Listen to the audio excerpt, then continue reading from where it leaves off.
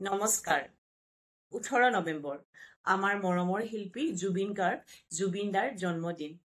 আৰু জুবিন দাৰ জন্মদিনত মই আজি আপোনালোকক জুবিন দাৰ মৰমৰ গছ নাহৰ গছৰ বিষয়ে কিছু কথা ক'ম। জুবিন দাই নাহৰ গছ খুব ভাল পাইছিল আৰু জুবিন দাই কৈছিল যে সকলোৱে নাহৰ গছ ৰুব লাগে। জুবিন দা প্ৰকৃতি প্ৰেমী আছিল আৰু জুবিন দাই সকলো প্ৰকৃতিৰ বস্তুকে ভাল পাইছিল। জুবিন দাই বিভিন্ন ধৰণৰ গছ ৰুইছিল আৰু গছ ৰুবলৈ কৈ গৈছে।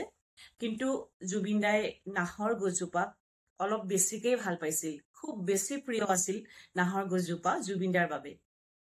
হয়তো নাহৰ গছজোপাৰ কিছুমান এনেকুৱা গুণ আছে যিবোৰ গুণৰ কাৰণে জুবিন দাই নাহৰ গছজোপা খুব ভাল পাইছিল, বা জুবিন দাই আন কিবা কাৰণতো ভাল পাব পাৰে নাহৰ গছজোপা, কিন্তু নাহৰ গছজোপাৰ যিবোৰ গুণ আছে সেই গুণবিলাকৰ বিষয়ে মই আপোনালোকক আজি চুটিকৈ কম, আপোনালোকে শুনিব।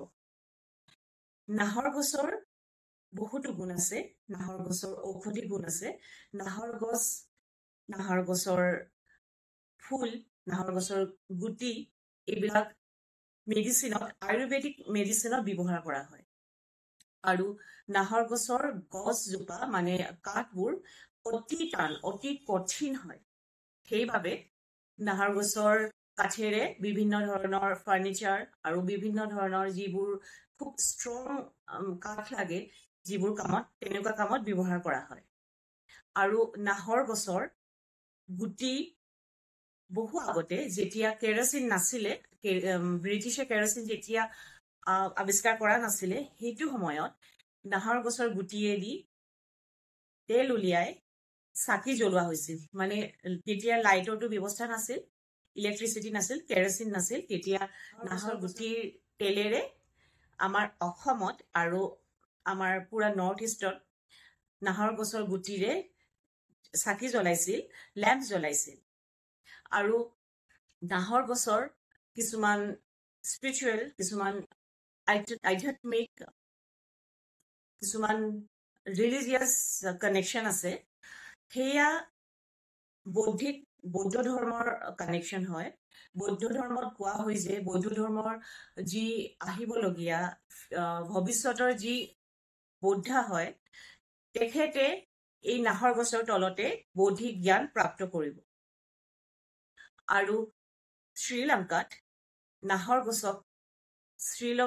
গছক প্ৰত্যেকটো বৌদ্ধ মন্দিৰ, বৌদ্ধ বিহাৰত লগোৱা হয়। আৰু নাহৰ গছক শ্ৰীলংকাত খুব মানে মানুহবোৰে। আৰু শ্ৰীলংকাৰ নেশ্যনেল ট্ৰী, ৰাষ্ট্ৰীয় গছ নাহৰ গছ হয়।